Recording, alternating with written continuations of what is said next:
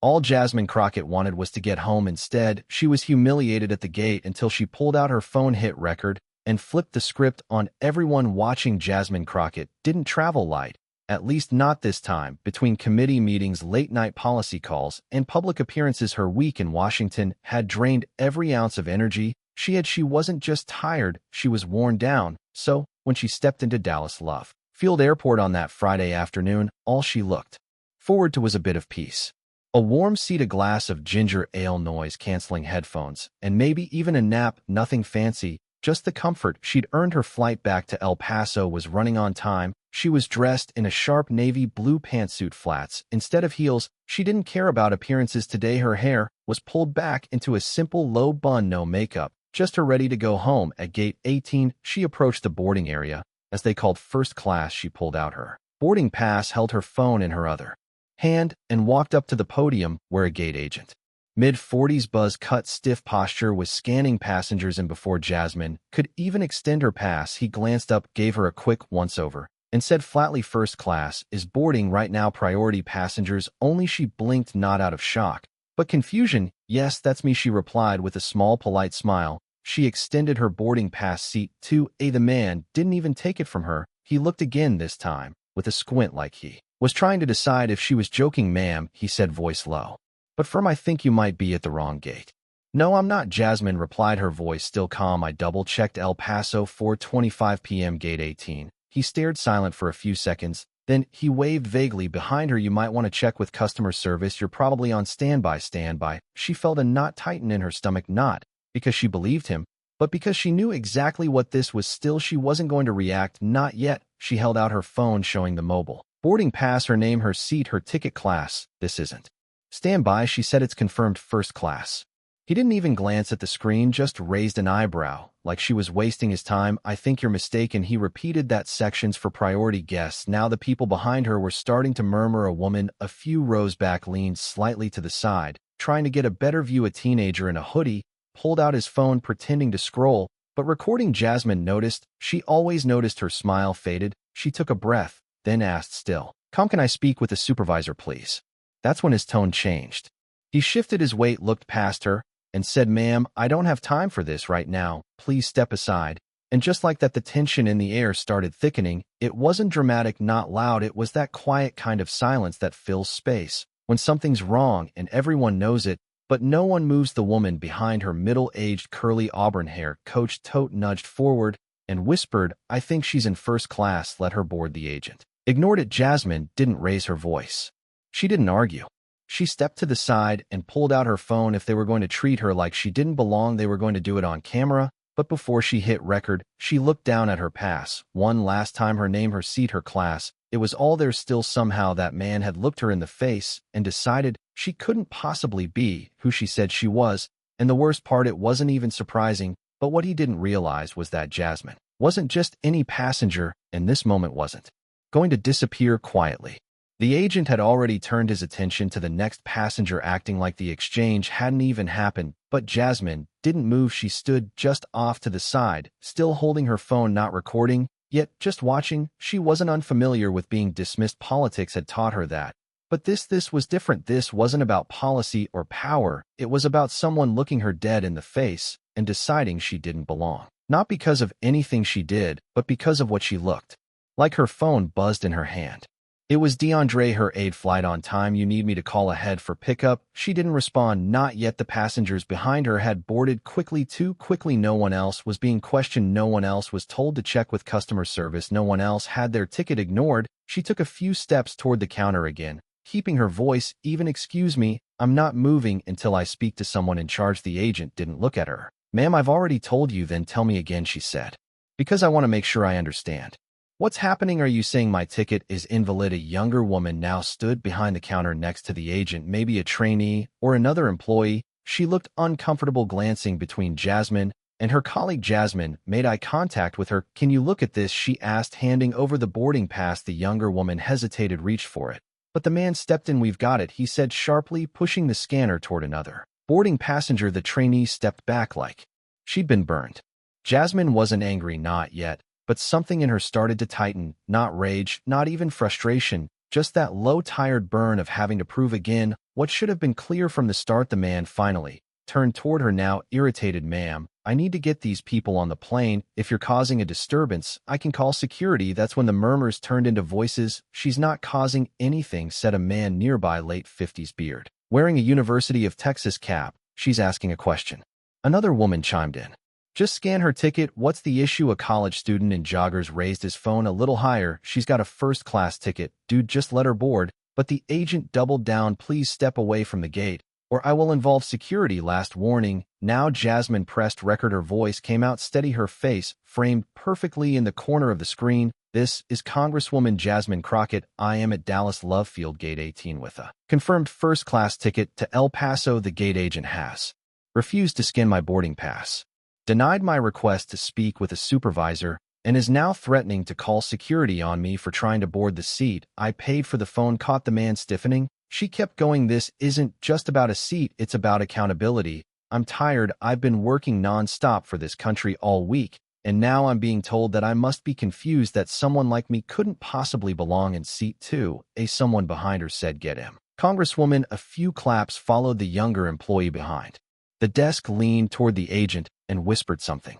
He shook his head, jaw tight, and waved her off. Then, almost on cue, a TSA officer walked over. He didn't say anything, just stood a few feet away, arms crossed, observing Jasmine. Turned her camera toward him. "Would you like to weigh in? Do you see what's happening here?" The officer blinked, clearly unsure what to say. I think this is a matter for the airline, ma'am." "Exactly," she said.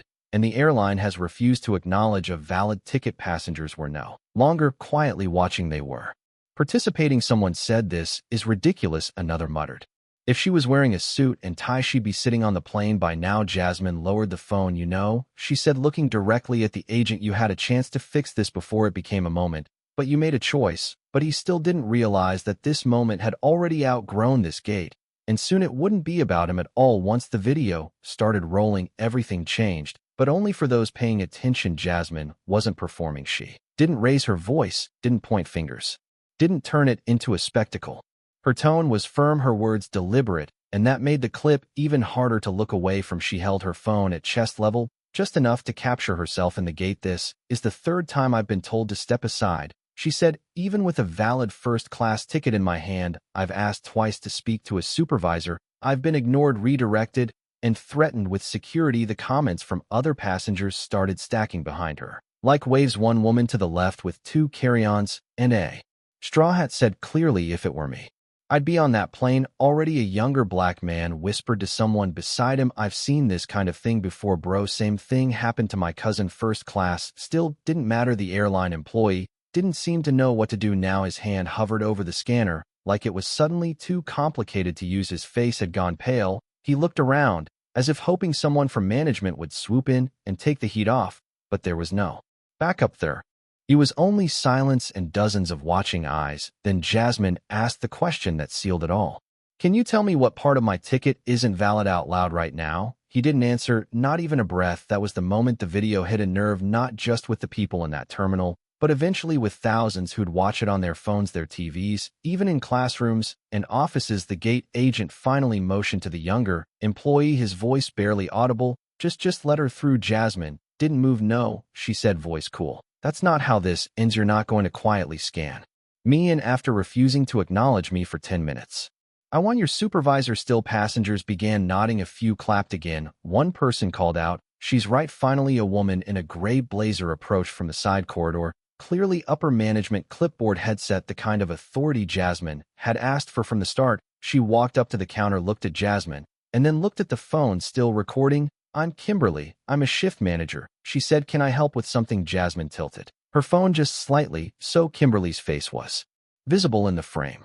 "Yes, I'd like you to explain to me why your gate agent denied boarding to a ticketed first-class passenger, refused to scan the pass, refused to call a supervisor, and only changed his tune once a camera was rolling." Kimberly swallowed. I wasn't aware of any of that. Let me take a look." She took the phone from Jasmine, scanned the barcode, paused. "You're booked in 2. Everything looks fine," she said. "Of course it does," Jasmine said. She took a step back, lowering her phone just slightly. "You can go ahead and board me now, but I want his name and yours." Kimberly blinked, caught between policy and damage control. Of course, I can provide that. Jasmine turned the camera back on herself. This is the part where you think the story ends, but I'm not walking onto that plane quietly, because the issue isn't just me, it's how easily this could have been anyone. The gate agent, still silent, stepped away from the scanner. Passengers were whispering more now, some of them pulling Jasmine aside, thanking her, shaking her hand. Then came the part no one saw coming. A flight attendant appeared at the gate door and whispered something to Kimberly. Her face changed. She stepped aside, motioned Jasmine to come forward. Congresswoman Crockett, she said carefully, it appears the captain has asked for you to be seated and settled before continuing boarding. Please come with me. Not a word from the agent. He looked away as Jasmine walked through the gate, escorted by the flight attendant. Phone, still recording the crowd behind her, broke into soft applause, not for a drama, not for spectacle, but for someone who hadn't backed down when she was asked politely to disappear. But once she took her seat and turned off the camera, what happened next wouldn't just be on video. It would explode across every screen in the country. Jasmine Crockett settled into her seat, leaned her head back, and exhaled. She wasn't angry, not in the way people expected. She was exhausted. There's a different kind of tired that comes from being publicly dismissed while holding proof in your hand. It wasn't the first time she'd faced it, but this time people saw it before she even buckled her seatbelt. Her phone buzzed again. 12 missed messages, 14 mentions on Twitter, 3 new voicemails. She tapped on the group chat labeled Team J, her press team, her scheduler, her chief of staff. They had already seen the video, and they weren't waiting. It's spreading, already 200K views on the clip. Twitter's blowing up. We need a response. Draft stat. Jasmine didn't want to draft anything just yet. She needed time to process what had just happened, but the internet doesn't run on patience, and neither does public outrage. A college student in 16B leaned across the aisle. Miss Crockett, that was wild. What just happened? I got the whole thing from where I was sitting. You want me to send it? Jasmine gave a polite nod. Send it to my aide. His name's DeAndre. She slid him a business card. Thank you for offering. That means a lot. He handed back the card. It shouldn't have to happen at all. As the plane pushed back from the gate, she looked out the window. Just 20 minutes earlier, she was being told to check with customer service. Now she was trending nationally under #seat2. Back in the airport terminal, someone had already uploaded a close-up clip of the moment. She asked, can you tell me what part of my ticket isn't valid? Paired with a still shot of the agent's blank stare, it became the thumbnail of the weekend. Within hours, it was reposted by advocacy accounts, journalists, and celebrities alike. One prominent news anchor commented, this isn't just about a flight. This is about what people are assumed to be based on how they walk, talk, or dress. Another added, Jasmine Crockett kept calm, made her point, and let the world watch. That's leadership. And then quietly something else happened. Other people began sharing their experiences. A black woman in Phoenix posted a video from 2 months ago where she was pulled aside in security for a random search despite having pre-check. A Navy veteran posted about being downgraded from first class in Austin due to overbooking, while the man seated next to him, who had booked after, was allowed to stay. A Latina businesswoman in Seattle commented, this exact same thing happened to me in 2021, only difference I didn't hit record. The comments kept coming, stories stacked on stories. What started as a single incident became a collective recognition. Jasmine's quiet moment had turned into a microphone. By the time her plane landed, she had 2 voicemails from producers at CNN and MSNBC. A few local Texas news stations wanted interviews. Even The View had reached out, but she hadn't even responded. Yet DeAndre met her at the gate, holding her favorite cold brew and looking wired. They're scrambling. He said, I just got a call from the airline's regional PR director. They said a statement is coming. A statement, Jasmine repeated, about what they wouldn't say, just that they're reviewing protocols and that they take all complaints seriously. She almost laughed. You know what that means, right? Yep, DeAndre said. They're in panic mode. He opened the car door for her. We're meeting with the communications team in an hour. You want time to think before we drop a response. Jasmine stared out the window as they pulled away from the terminal. The video was no longer hers. It belonged to everyone who saw something familiar in it. Everyone who had been told directly or indirectly that they didn't belong, even when the proof said otherwise. But she hadn't even spoken yet. And when she did, it wouldn't be to defend herself. It would be to ask a bigger question. By the next morning, Jasmine's name was in every headline from Fort Worth to Fresno. The Airline Crescent Skyways posted a tweet just before sunrise, short, cold, forgettable. We are aware of the incident involving Congresswoman Jasmine Crockett at one of our boarding gates. We take all reports seriously and are conducting an internal review. We apologize for any inconvenience. Jasmine read the message aloud in her living room, half amused, half annoyed. That's what they're calling it. Her phone lit up again, this time from her friend Alina, a state rep out of Oklahoma. Alina, girl, they really thought that PR ghost of a statement was going to fly. You better not let them walk away from this. Jasmine, already working on something. I'm not letting it go quiet, Elena. Good, because I've got 3 friends who've flown Crescent and had the exact same thing happen. Different cities, same nonsense. Jasmine leaned back in her chair and stared at the ceiling. It would have been easier to let it fade. She could have accepted the so-called apology, posted a polite response, and moved on, but something about it, the blankness of it, the routine, wording, the refusal to name what really happened rubbed her raw. So, instead of letting it slide, she opened her laptop and began typing. Yesterday I experienced something I wish I could say was unique. It wasn't. It was a reflection of what far too many people deal with: quiet, daily dismissals of who they are, what they've earned, and where they belong. She hit post and walked away from the keyboard. Within minutes, her words were everywhere. That's when the floodgates opened. A former Crescent flight attendant shared anonymously, "There's a known pattern at certain hubs. They profile who looks like a first-class flyer. The rest get extra scrutiny, even if their tickets are valid." A man in Ohio commented under the post, "I've been stopped 3 times at boarding. The only thing consistent, I wasn't wearing a suit." A retired teacher shared, "Once the gate agent double-checked my ID because she said I didn't seem like a retired Delta Platinum member. I didn't know there was a look for that." Even people who had never flown Crescent joined the conversation because it wasn't just about airlines anymore. It was about everyday judgments. The why some people are asked to prove themselves twice, while others glide through unquestioned. Later that afternoon, a news anchor on national television read Jasmine's statement aloud and closed with, "This is no longer about one person's boarding pass. This is about how assumptions still shape access and who we trust to belong in certain spaces." The pressure on Crescent built quickly. Stock